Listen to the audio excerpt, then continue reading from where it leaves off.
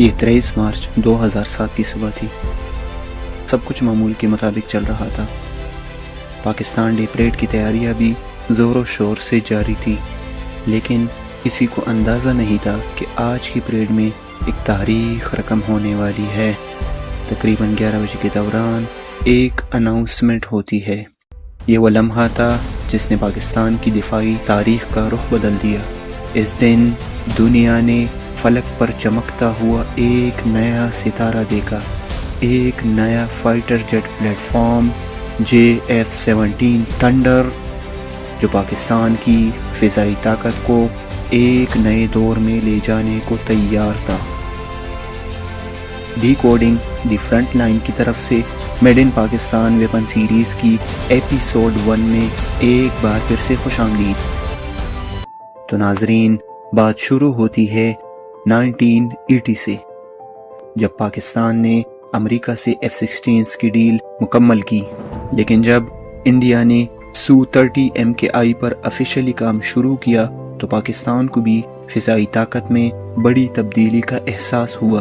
تو پاکستان نے F-16 کی ادائیگی پہلے ہی کر دی تھی، لیکن جب ان فائٹر جیٹس کی ڈیلیوریز کا مطالبہ کیا گیا تو امریکہ نے صاف انکار کر دیا۔ ایک طرف انڈیا تیزی سے Su-30 پر کام کر رہا تھا اور دوسری طرف پاکستان فائٹر جیٹس کی کمی کا شکار ہو رہا تھا۔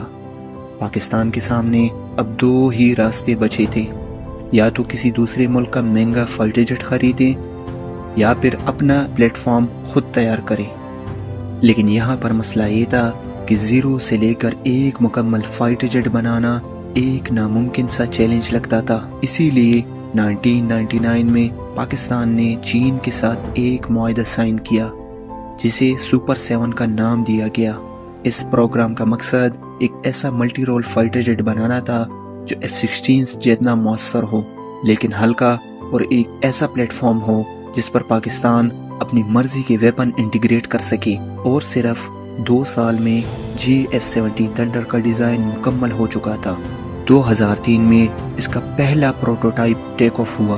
وقت گزرتا رہا، وقت کو پر لگے دن ہفتوں میں، ہفتے مہینوں میں بدلنے لگے، اور آخرکار وہ لمحہ آیا 23 مارچ 2007، جب پروڈکشن لائن سے تیار ہونے والا پہلا JF-17 thunder block 1 take of کے لیے تیار کھڑا تھا۔ یہ وہ لمحہ تھا جب دنیا نے دیکھا کہ پاکستان نے ناممکن کو ممکن بنا دیا۔ ایک ایسا ملک جس کا مذاق اڑایا جاتا تھا کہ یہ سوئی تک نہیں بنا سکتا، آج اس نے اپنا ڈیزائن کردہ فائٹر جیٹ بنا لیا تھا۔ لیکن یہ تو صرف شروعات تھی۔ بلاک 1 ایک مضبوط بنیاد ضرور تھا، لیکن پاکستان کو احساس تھا کہ اگر JF-17 تھنڈر کو واقعی F-16 کے مد مقابل بنانا ہے تو وقت کے ساتھ ساتھ اس کو بہتر کرنا ہوگا۔ اسی لیے پاکستان ایئر فورس کا اگلا قدم تھا JF-17 تھنڈر کا بلاک 2 ڈیولپ کرنا۔ صرف چند سال کے اندر ہی پاکستان نے JF-17 تھنڈر کا اگلا ورژن یعنی بلاک 2 متعارف کروایا۔ بلاک 2 میں چند بڑے اور بہت ہی اہم اپ گریڈز شامل کیے گئے۔ یہاں پر تمام اپ گریڈز شامل کرنا مشکل ہے کیونکہ ویڈیو بہت لمبی ہو جائے گی، اسی لیے میں یہاں صرف چند اہم اپ گریڈز شامل کر رہا ہوں۔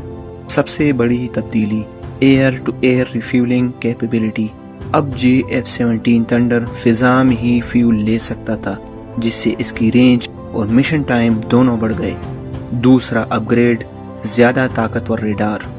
اب پہلے سے کہیں دور دیکھ سکتا تھا اور ٹارگٹ کو زیادہ صاف اور درستگی سے ٹریک کر سکتا تھا۔ تیسری بہتری، high speed data link systems, جس نے JF-17 تھنڈر کو ریئل ٹائم میں دوسرے جہازوں اور گراؤنڈ کنٹرول سے جوڑ دیا، جس سے صورتحال کی آگاہی، معلومات کا تبادلہ اور مشن کوآرڈینیشن پہلے سے کہیں زیادہ تیز اور مؤثر ہو گئی۔ چوتھا اضافہ، مضبوط BVR میزائل۔